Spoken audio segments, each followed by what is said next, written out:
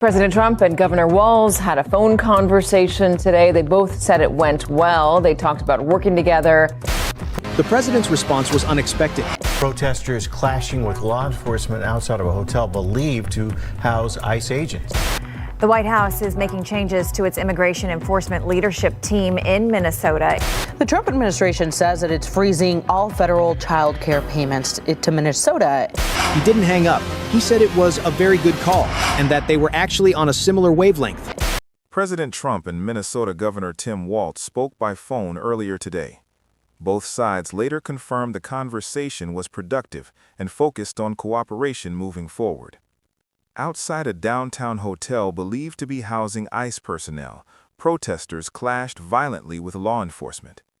Meanwhile, the White House announced a restructuring of immigration enforcement leadership in Minnesota. At the same time, the Trump administration confirmed it is freezing all federal child care funding to the state. "You cowards, we're not leaving. Take the shot." That scream didn't come from a movie set. It came from a crowd of activists surrounding federal agents on a Minneapolis street corner. Flares burned across the pavement. Objects were hurled onto armored vehicles as tensions reached a breaking point.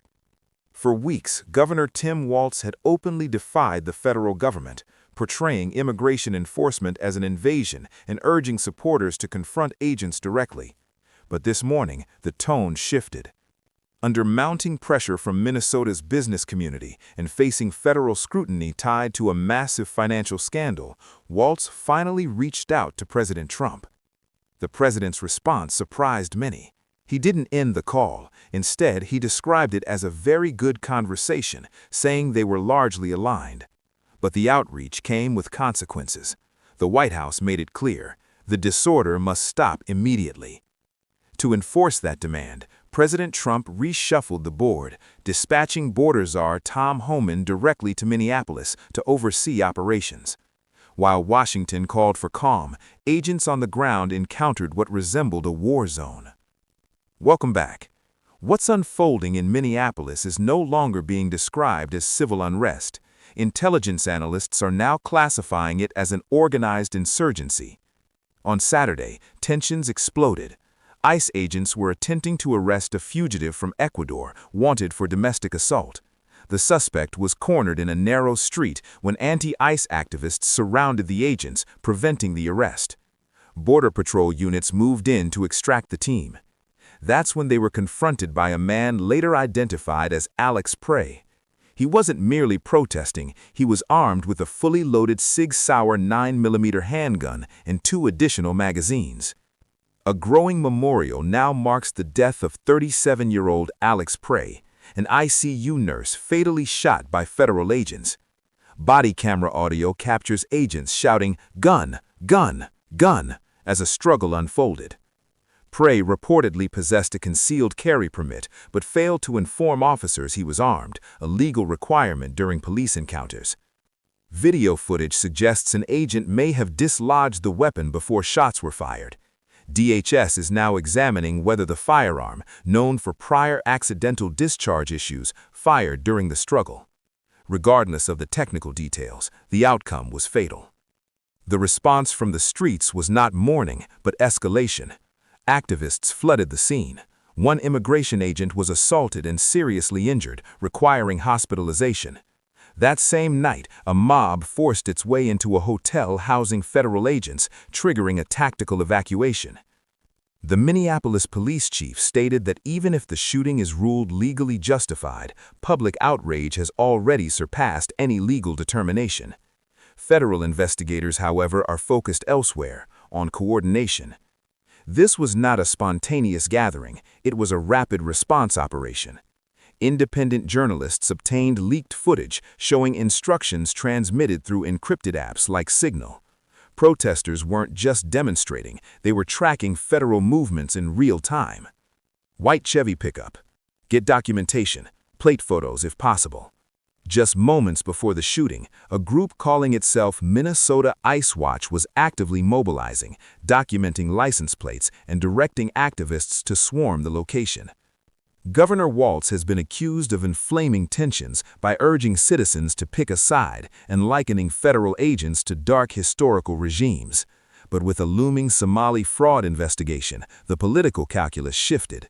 Another breakdown of law and order became untenable. The FBI is now analyzing seized phones belonging to rapid response coordinators. What they uncovered went beyond messaging. They traced a digital financial trail, revealing the operation was not volunteer-driven, it was funded. Alex Prey's death was not an isolated incident. It was the violent endpoint of a digital war. As agents secured the shooting scene, FBI financial crimes units simultaneously raided an unmarked office building in downtown Minneapolis, not for weapons, but payroll records. Walz's call to Trump wasn't just about riots. It came as federal prosecutors uncovered what is now being called the Somali fraud ring, a sprawling financial scheme tied directly to the unrest. Investigators are probing widespread fraud tied to Minnesota daycare centers. A network of ghost childcare facilities, existing only on paper, billed the state millions for feeding low-income children who did not exist. No meals were served, yet payments flowed. Estimates estimate the total theft reaches hundreds of millions, with one cell alone diverting $30 million into accounts that have since vanished. Crucially, intelligence analysts believe much of that money remained in Minneapolis, financing the unrest itself. Bail funds, encrypted radios, burner phones, fuel, paid for with taxpayer money. When agents cracked seized phones, they found more than chaos. They discovered a command structure. Minnesota ICE Watch operated like a military network: spotters, dispatchers, rapid response units. ICE agents weren't just spotted, they were vectored in. Alex Prey didn't stumble upon the arrest, he was directed there. Investigators now believe the urgency to block ICE arrests is tied to the 1,360 criminal aliens shielded in Minnesota jails, many of whom are witnesses or operatives connected to the fraud ring. Deportation would silence testimony. This wasn't ideology, it was witness protection by riot. The deal between Trump and Walz was simple: cooperation in exchange for federal intervention. Tom Homan arrived with U.S. Marshals and Treasury agents tasked with dismantling ICE Watch and seizing assets linked to fraudulent daycare operators. Encrypted chats went silent within hours. The funding stopped. Panic followed. Treasury's Office of Foreign Asset Control froze 42 accounts tied to the fraud ring, cutting off the financial lifeline. The administration confirmed all federal child care payments to Minnesota are frozen. The effect was immediate. Without cash, professional agitators vanished. Barricades collapsed. By nightfall, the so-called no-go zones were empty, not due to force, but because the money ran out. Peaceful protesters were left stunned, realizing they had served as cover for a criminal enterprise. Alex Prey's death now stands as a grim symbol. A nurse who believed in a cause, weaponized by handlers shielded by stolen money. With funding severed, operational control shifted fully to federal authorities. Targeted enforcement is now underway against criminal offenders previously protected. Governor Walz is now described by insiders as politically finished. The Somali fraud scandal may become the largest pandemic-era theft in U.S. history, and investigators warn the most dangerous chapter is yet to be revealed. A sealed indictment involving a high-ranking cabinet official includes not just financial crimes, but alleged foreign coordination. We will be tracking every development. We don't just read headlines, we follow the money. Stay safe, watch your six, and never stop asking where the money really went. The Trump administration says that it's freezing all federal child care payments to Minnesota in the wake of a viral video that alleged widespread fraud. The Somali fraud scandal involves a network of ghost daycares that billed the state for feeding children who did not exist. Investigators now believe the total theft exceeds hundreds of millions of dollars. But the specific cell funding the riots had access to over $30 million in liquid cash. This money was the lifeblood of the insurgency. It paid for the bail of arrested agitators. It purchased the encrypted radios. It filled the gas tanks of the vehicles used to block federal agents. And most importantly, it paid the daily stipends of the rapid response teams. I want you to pause and think about this for a second. If it is proven that a government official knowingly allowed stolen taxpayer money to fund a private militia against federal agents, is that just corruption or is it treason? Let me know your thoughts in the comments below, because the legal experts are already debating this exact question. The effect of the financial freeze on the ground was immediate and dramatic. Throughout the afternoon, intelligence analysts monitoring the encrypted signal channels noticed a sudden chaotic shift in the chatter. The rapid response teams, who just hours ago were hunting federal agents with military efficiency, were now panicking.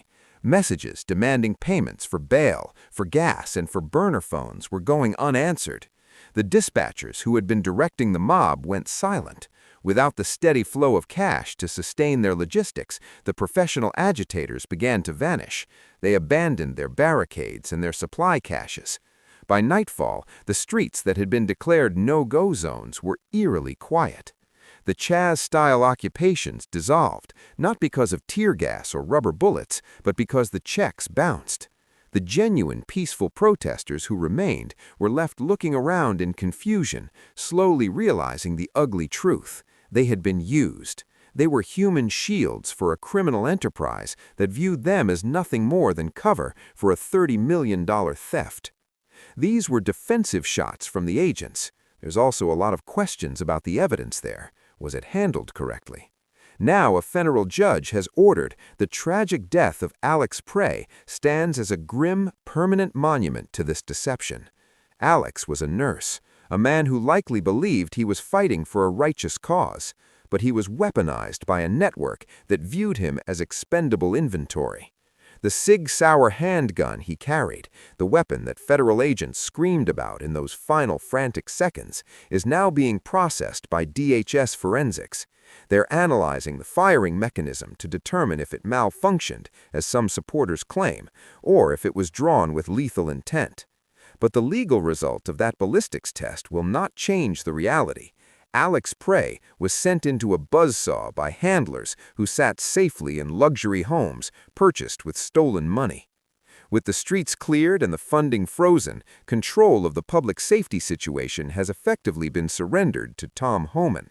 The incoming border czar did not arrive in Minneapolis to hold press conferences. He arrived to enforce the law. The sanctuary wall that has shielded criminal aliens in Minnesota for years has been breached. In the coming days, we expect to see a wave of targeted enforcement operations unlike anything in the state's history. The primary targets are the 1,360 criminal aliens that Governor Walz's administration refused to hand over. These are not families seeking a better life. These are individuals with convictions for predatory crimes, assault, buttocks, and trafficking. For the first time in years, ICE agents will be able to operate without looking over their shoulders for a rapid response team. They will have the full backing of the U.S. Marshals and the clear directive to remove the threats that have been released into the community. Governor Walz is now, as insiders described him, a lame duck. Well, for the first time tonight, the state is responding to a viral video alleging more fraud in Minnesota, this time daycare fraud. The Somali fraud scandal is poised to be the largest theft of pandemic-era funds in American history. It is a scandal that happened on his watch, involving his agencies and potentially involving his people. The political pressure from the Minnesota business community, which has watched its city burn for the sake of this graft, is insurmountable. President Trump's message to the nation tonight was brief but unmistakable. Law and order has returned to Minnesota. The grift is over. This entire operation has proven a harsh, undeniable lesson for the country. You cannot have a sovereign nation if you allow ghost daycares to fund private militias. It proved that sanctuary often just means safe harbor for organized crime. The taxpayers of Minnesota were told their money was feeding hungry children. Instead, it was feeding a revolution that destroyed their own neighborhoods. But the story does not end here. In fact, the most dangerous chapter is just beginning. We have received information that the sealed indictment regarding the cabinet official contains more than just financial charges. There are allegations of direct communication with foreign entities regarding the movement of the stolen funds. We will be following the unsealing of that cabinet official's name very closely. We will be tracking the indictments of the signal gate operators who use technology to stalk law enforcement, and we will be there when the full list of the fraudulent daycare centers is published. Who is the high-ranking official protecting this ring, and how deep does the corruption really go? If you want to be the first to know the name inside that sealed envelope, make sure you are subscribed to this channel. We don't just read the headlines, we read the bank statements. Stay safe, watch your six, and never stop asking where the money is really going.